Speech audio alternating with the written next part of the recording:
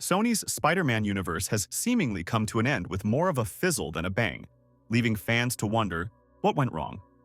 Once ambitious and filled with potential, the SSU struggled to establish itself as a meaningful shared universe, culminating in reports that Sony will no longer develop standalone films in this franchise. Let's take a deep dive into how Sony's Spider-Man universe fell apart and what the future holds for Spider-Man on the big screen. Sony's Spider-Man universe began in 2018 with Venom, starring Tom Hardy as the titular anti-hero. Despite lukewarm reviews, the film was a surprising box office success, grossing over $850 million worldwide. Venom proved there was an audience for Spider-Man-adjacent stories, even without Spider-Man himself. Sony's confidence soared, leading to ambitious plans for a shared universe featuring various Spider-Man characters. The studio wanted to carve out its own niche alongside the MCU and its collaboration with Marvel on Tom Holland's Peter Parker. At its core, Venom worked because it embraced the absurdity of its premise. Hardy's committed performance as Eddie Brock, paired with the quirky dynamic between him and the symbiote, struck a chord with audiences. The film wasn't perfect, but it was entertaining enough to kickstart the SSU. 3 years later, Sony brought fans Venom: Let There Be Carnage, which lacked binding and storytelling. The script felt very loose, and Woody Harrelson's Carnage also missed the mark. But still, fans got through as it was just the second film in this universe. Unfortunately, the SSU's momentum faltered after Venom's sequel. Sony's follow-up films, including Morbius and Madame Web, failed to capture the same magic. Morbius, starring Jared Leto as the living vampire, became a cultural punchline with its Morbin Time meme rather than a cinematic triumph. The Morbin Time meme flooded social media so hard that Sony re-released it in the hope of a good box office performance this time. However, it tanked miserably. Its weak script and underwhelming performances turned the movie into an unintentional meme. Similarly, Madame Web struggled to find an audience, with critics and fans alike criticizing its departure from the source material. Dakota Johnson's Cassandra Cassie Webb fell flat and fans couldn't care less about this movie. Fans even went on to say Fox's Spider-Man, the animated series, did a better job with Madame Web's character.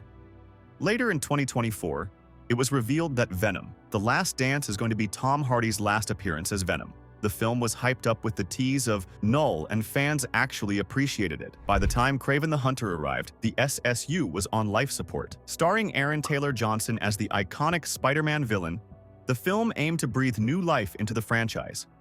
However, it too fell short, with mixed reviews and a poor box office performance that effectively sealed the SSU's fate. According to industry insiders, Sony has decided to cancel all other planned SSU projects, including the much-discussed El Muerto movie. Many factors contributed to the SSU's downfall, ranging from creative missteps to poor planning. One of the most glaring issues with the SSU was the lack of Spider-Man himself. While it's possible to build a shared universe around secondary characters, DC's Joker being a prime example, Spider-Man's absence left a noticeable void. The webhead is the connective tissue that ties these characters together, and without him, the universe felt aimless. Each film tried to stand on its own, but ultimately struggled to justify its existence without the iconic hero at its center. In addition, Sony's decision to portray iconic Spider-Man villains as tragic anti-heroes diluted their appeal. Venom worked because the character has a history of fluctuating between villain and anti-heroism in the comics. However, Morbius and Kraven the Hunter took this approach too far, sacrificing the menacing qualities that made these characters compelling adversaries in the first place. Kraven, for example, was reimagined as a murderous environmentalist, a stark departure from his comic book origins as a ruthless big-game hunter, obsessed with proving himself the greatest predator alive. This reinterpretation confused audiences and alienated longtime fans. Similarly, Madame Web crafted an origin story that didn't exist in the comics, further frustrating viewers looking for faithful adaptations. Unlike the MCU, which meticulously planned 9 over a decade, the SSU felt directionless. The films were standalone stories with minimal connections, and the only hints of a shared universe came in poorly executed post-credits scenes. This lack of continuity made it difficult for audiences to invest in the franchise as a whole. The promised Sinister Six team-up never materialized, leaving fans with a collection of disjointed movies rather than a cohesive cinematic universe.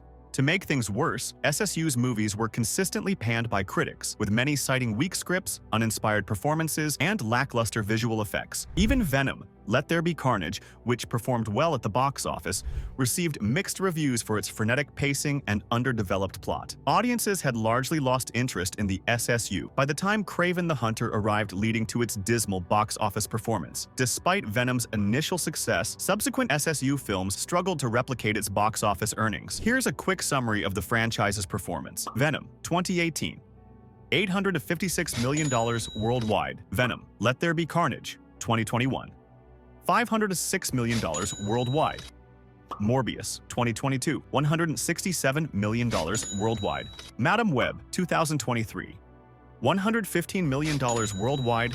Kraven the Hunter, 2024, $52.9 million worldwide. Box office returns, combined with mounting production costs, made the SSU financially unsustainable. Lessons from the SSU's downfall. The SSU's failure offers several lessons for future superhero franchises. First and foremost, staying true to the source material is crucial. Comic book fans are passionate about the characters they love, and drastic deviations can alienate the core audience. Additionally, building a successful shared universe requires careful planning and a clear vision, something the SSU sorely lacked. Another key takeaway is the importance of a strong central figure. The MCU has Iron Man, Captain America, and Spider-Man. DC has Batman and Superman. The SSU, on the other hand, lacked a unifying character to anchor its narrative. Without Spider-Man, the franchise never felt like it had a solid foundation. So, what's next for Sony's Spider-Man projects? While the SSU may be over, Sony's Spider-Man-related ventures are far from done. The studio still holds the film rights to Spider-Man and his associated characters, and they're pivoting their focus to projects directly tied to the webhead. The animated Spider-Verse movies have been a massive success for Sony, both critically and commercially. Spider-Man, Into the Spider-Verse, and Spider-Man Across the Spider-Verse redefined superhero animation with their groundbreaking visuals and compelling storytelling. The final installment, Beyond the Spider-Verse, is slated for a 2025 release, though production delays have pushed its timeline. In addition, Sony is reportedly developing an animated Spider-Woman movie, which will explore several spider-related characters. This project has the potential to expand the Spider-Verse in exciting new directions.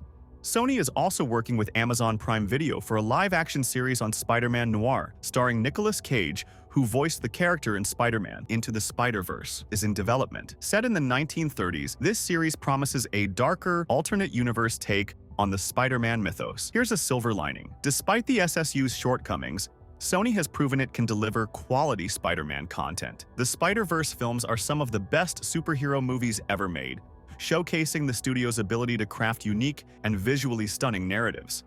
By focusing on projects directly tied to Spider-Man, Sony has an opportunity to rebuild trust with fans and create meaningful stories that honor the legacy of the web-slinger. The downfall of Sony's Spider-Man universe serves as a cautionary tale for Hollywood's obsession with shared universes and making the audience feel empathic with villains. Ambition alone isn't enough to sustain a franchise. Careful planning, strong storytelling, and respect for the source material are essential. While the SSU may have ended with a whimper, Sony's Spider-Man journey is far from over.